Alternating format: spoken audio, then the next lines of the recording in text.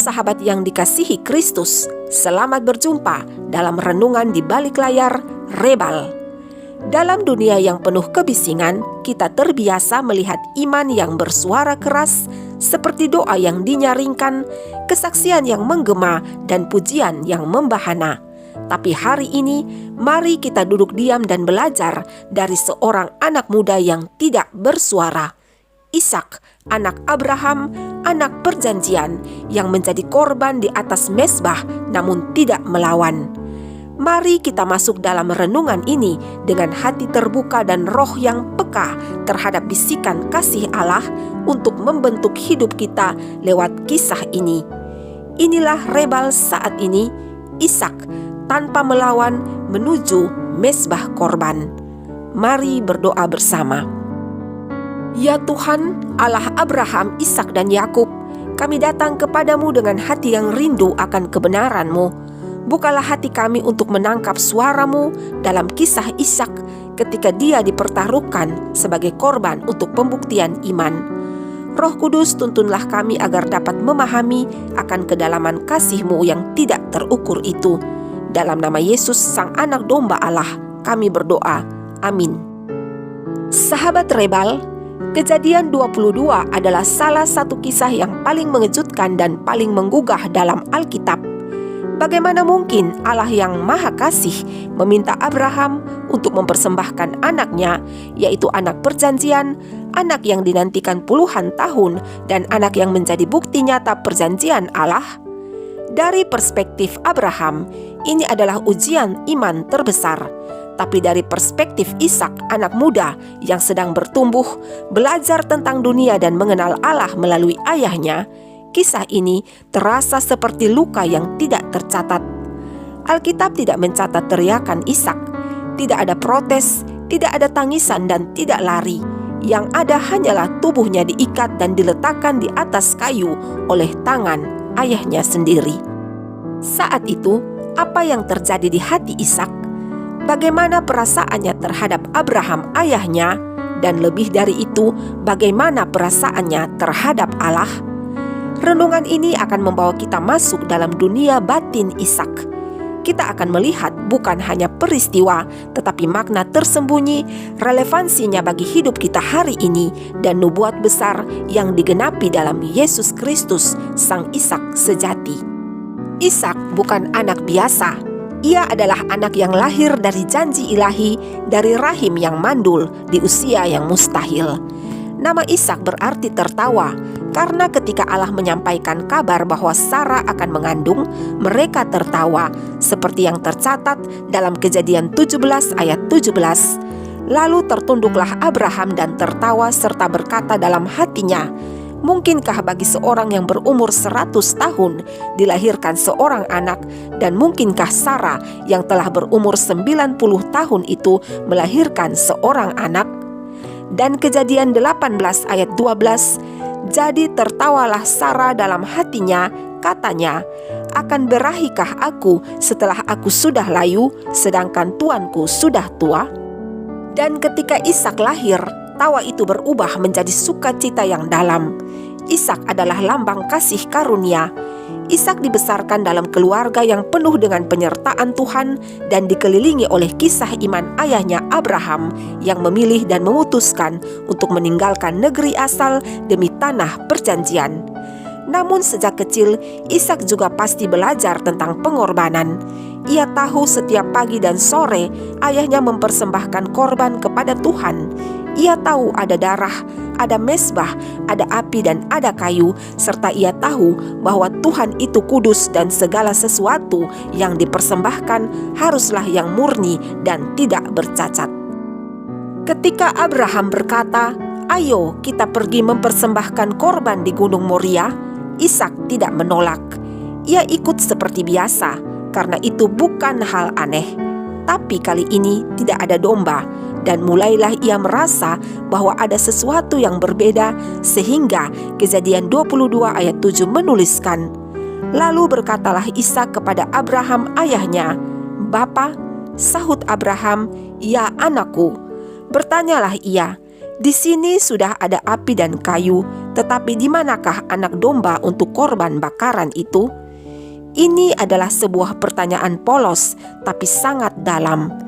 Ishak menyuarakan keganjilan dalam diam dengan penuh hormat. Ia tidak memberontak, tetapi mengungkapkan pikirannya. Lalu Abraham menjawab dengan kata-kata yang penuh misteri profetik, seperti yang tertulis dalam Kejadian 22 ayat 8. Allah yang akan menyediakan anak domba untuk korban bakaran baginya, anakku. Apakah dari jawaban Abraham itu Ishak paham sepenuhnya? Mungkin tidak. Tapi satu hal yang ia tahu, bahwa ayahnya percaya kepada Tuhan dan itu cukup baginya untuk terus berjalan naik ke gunung. Disinilah kita menemukan iman Ishak yang luar biasa. Bukan iman yang menuntut jawaban, tetapi iman yang memilih percaya kepada Tuhan. Ini bukan iman yang dipaksakan, tapi iman yang diwariskan. Inilah fondasi dari peran besar yang akan dimainkan Ishak dalam hidupnya, yang bukan hanya sebagai anak perjanjian, tetapi sebagai bayangan dari sang anak yang akan datang, Yesus Kristus. Sahabat, seringkali kita mengasosiasikan iman dengan tindakan besar, seperti membelah laut, merobohkan tembok, menyembuhkan orang sakit atau mengusir setan.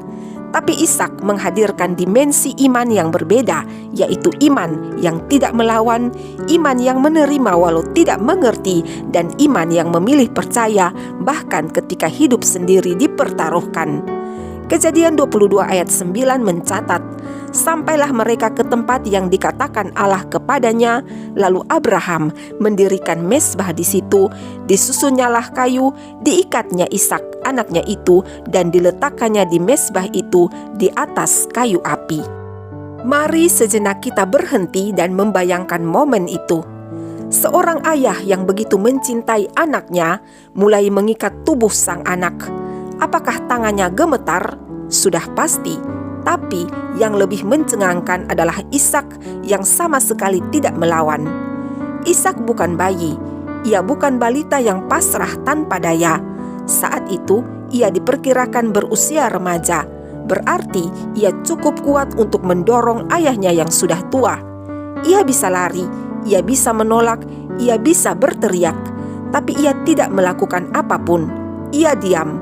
Mungkin matanya menatap sang ayah dengan bingung. Mungkin hatinya bertanya, "Mengapa ayah?" Tapi tubuhnya tetap tidak melawan dan tidak memberontak. Itulah iman. Iman yang tidak berisik, tidak demonstratif, tetapi lebih kuat dari badai. Iman seperti ini hanya lahir dari hubungan yang sangat dalam antara anak dan ayah, dan lebih dalam lagi antara manusia dan Allah.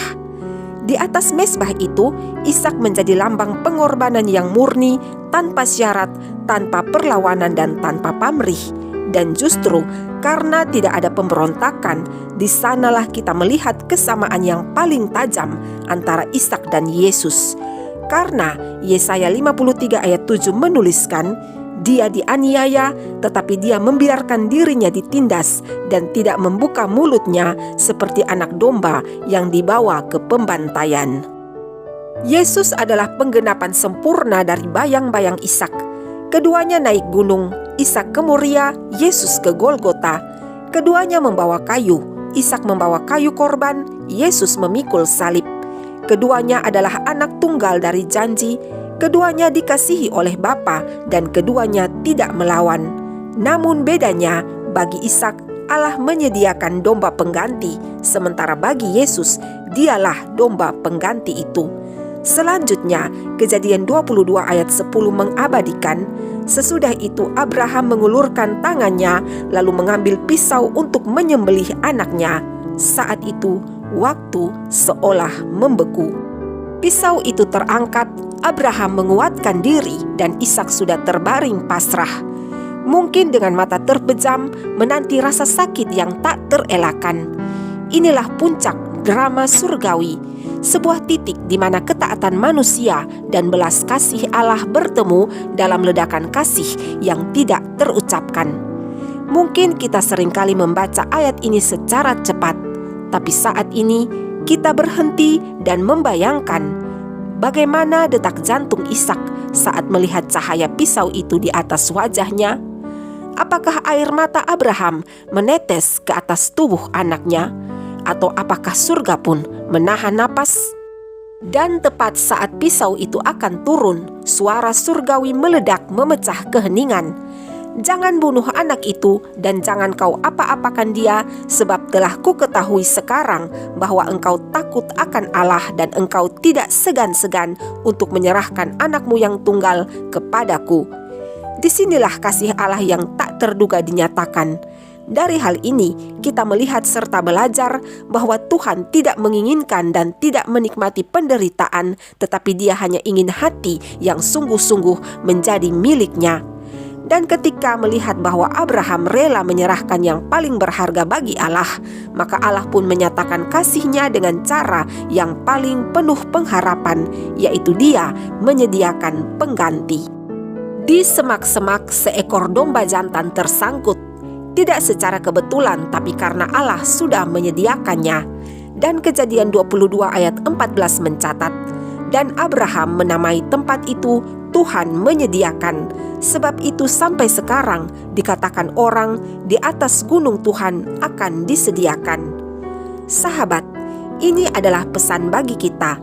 Di saat Tuhan mengizinkan ujian yang tidak masuk akal, di saat kita merasa seperti Ishak di atas mezbah korban dan pisau hidup mengancam, ingatlah bahwa Tuhan menyediakan.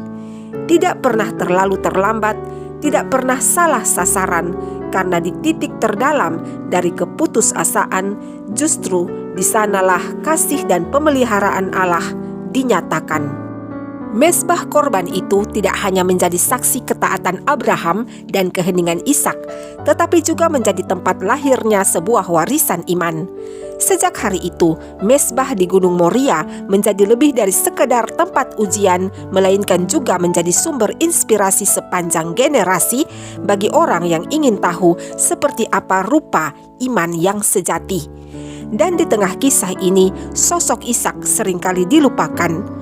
Orang lebih berfokus pada iman Abraham, tetapi mulai saat ini, mari kita melihat bahwa Ishak justru menjadi pusat dari pewahyuan ini, yaitu tunduk dalam kasih dan ketaatan.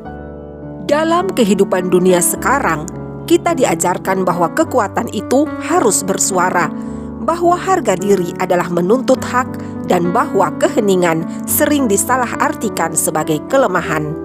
Tetapi Ishak mengajarkan hal yang berbeda. Ishak tidak membalas ayahnya. Ia tidak meninggalkan Abraham setelah peristiwa itu, tetapi ia tetap tinggal, tetap mengasihi dan tetap percaya. Lalu Allah mempertegas perjanjiannya kepada Abraham dan melalui Ishak janji itu terus mengalir. Kejadian 22 ayat 17 mencatat, maka aku akan memberkati engkau berlimpah-limpah dan membuat keturunanmu sangat banyak seperti bintang di langit dan seperti pasir di tepi laut.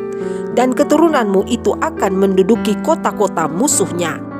Dan kita tahu dari Ishak lahirlah Yakub lalu bangsa Israel, dan dari garis itu lahirlah Mesias Yesus Kristus. Ketaatan Ishak menjadi benih bagi kelahiran juru selamat dunia. Dan saat ini sahabat, ketika kamu mendengarkan renungan ini dan hatimu bergetar karena mengenali kebenaran yang tidak terucapkan, maka kamu juga sedang berada di mezbah itu, tapi bukan untuk dikorbankan, melainkan untuk menerima warisan yang sama, yaitu warisan iman, warisan janji, dan warisan kasih yang tidak tergoncangkan. Tahukah kamu sahabat, bahwa ketika Allah berkata kepada Abraham untuk tidak menyentuh Ishak dan menyediakan seekor domba jantan sebagai pengganti, saat itu Allah sedang menyampaikan sebuah pesan besar kepada dunia bahwa akan datang hari di mana tidak ada lagi pengganti, karena aku sendiri akan memberi anakku sebagai korban sejati.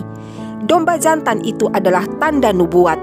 Domba itu tersangkut di semak, tetapi Yesus tidak pernah tersangkut. Dia datang dengan rela, dengan langkah pasti menuju salib, tanpa menunggu dipilih, tanpa butuh digantikan, karena dialah sang pengganti itu sendiri.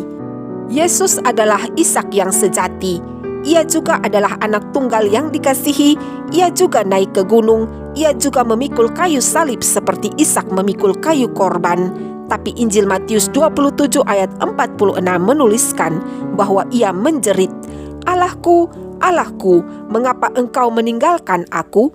Jeritan itu adalah suara yang tidak pernah keluar dari mulut Ishak. Yesus menjerit supaya kita tidak perlu menjerit lagi.